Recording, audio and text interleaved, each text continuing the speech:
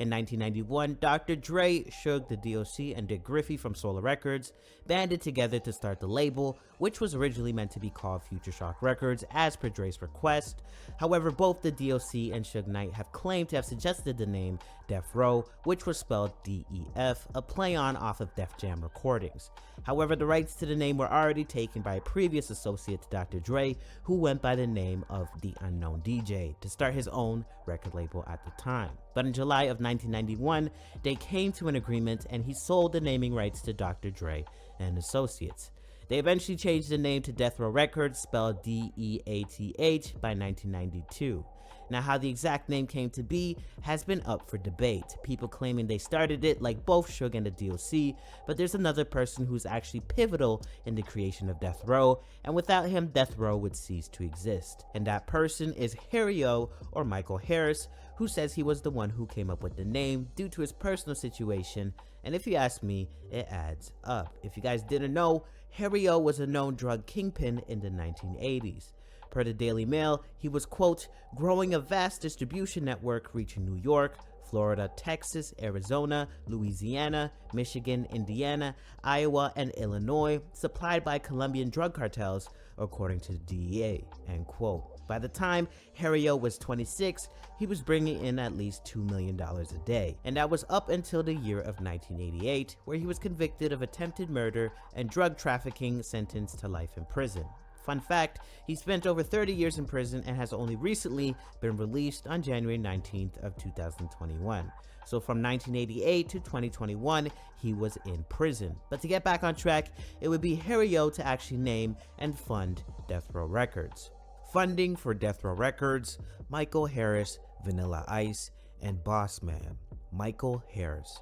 Suge Knight putting the label together would need funding for what would become Death Row Records. Turns out during that time, Harry O was already thinking of re-entering the entertainment industry.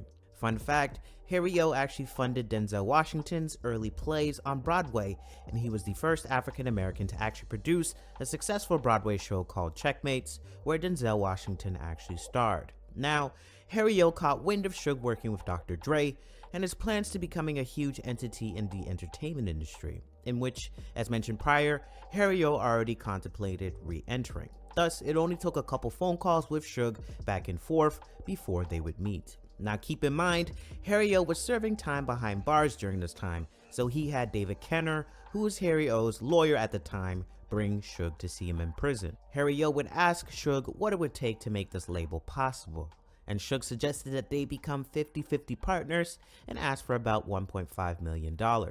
Harry O would then set up GF Entertainment as the parent company, making Death Row a subsidiary. According to Harry O, it was 100% ownership through his trust. Vanilla Ice. In the midst of getting Death Row together, Suge Knight had to clear up some other quote-unquote business. Mario Chocolate Johnson was among one of his first clients that he worked with, and success story in terms of a writer getting paid. Now, in the way that the job got done has been up for debate, but if you guys aren't aware, Mario Johnson was allegedly the one who wrote the lyrics for Ice Ice Baby, or at least co-wrote it, a massive hit record by Vanilla Ice, which came out in 1990. Now, of course, on Vanilla's end, according to Johnson, his attorneys tried to get Johnson to sign a ghostwriter contract, which basically meant that they would pay him $100,000 up front, but he would not get any royalties. And obviously, Suge advised to absolutely not do that, which was the right course of action, because now over 30 years later, the record has sold millions upon millions worldwide. And that's well over 160 million at this point. So much so that it was reported that Vanilla Ice still earns about $400K a year off that record alone. And that's thanks to, you guessed it, royalties. Now, how Suge decided to rectify the situation with Vanilla Ice and Mario has come into question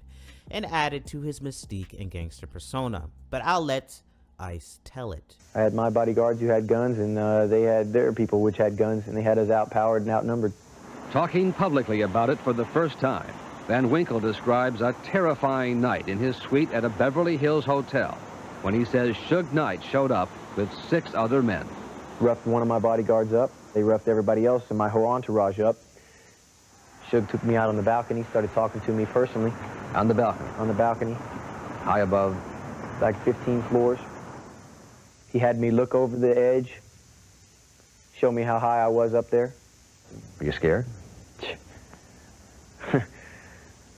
I needed to wear a diaper on that day. I was very scared.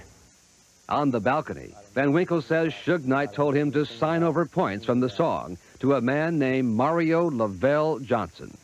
Who is Mario Lavelle Johnson? His name is listed. That's the guy that Suge Knight brought over there that was an acquaintance of mine that had nothing to do with that song. You signed over the rights? I signed over the rights to him so that Suge and them could get paid for it.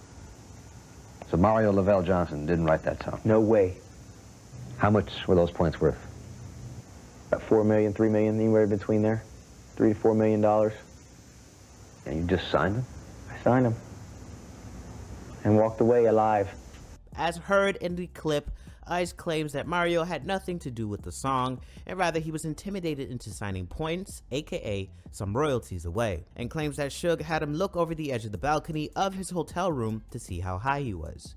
And it doesn't take a genius to put two and two together to come to the conclusion that Suge potentially threatened to throw him over the balcony unless he signed the contracts. Now, the media ran with that story and claimed that Ice was hung over the balcony, but that wasn't true. However, according to Ice, he was in fact intimidated. Suge, on the other hand, has denied the claims of there being any form of intimidation. So I guess we will never really know the truth, but with Suge's track record, it's not something we can 100% rule out.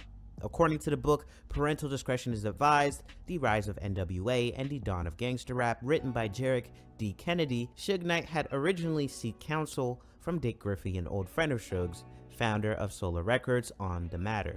A well-known legend who played an important role as a music executive in the 70s and 80s, signing funk, disco, and R&B artists and groups like The Whispers and Midnight Star. Now, Dick Griffey connected Suge at the time with a New York attorney, but then of course, Suge took matters in his own hands instead of going through the court system. Now, he first confronted Vanilla Ice at a restaurant he was eating at, and then turned up the ante when that didn't work. And that's, as we all know by now, showing up in his hotel room. Nonetheless, Vanilla Ice plays a very important role in this story because the points, or rather royalties, handed over to Suge were worth millions of dollars, about 4 million to be exact, and some could say that without Ice and that entire debacle, Death Row Records perhaps may have never come to fruition. It's a crazy thought to entertain, I know, that Vanilla Ice in an indirect way helped fund the legendary record label. Boss Man. It has been rumored that unofficially it was a hood dude that actually funded Death Row Records, as Keefe D in his book Compton Street Legend refers to the man as Boss Man. In the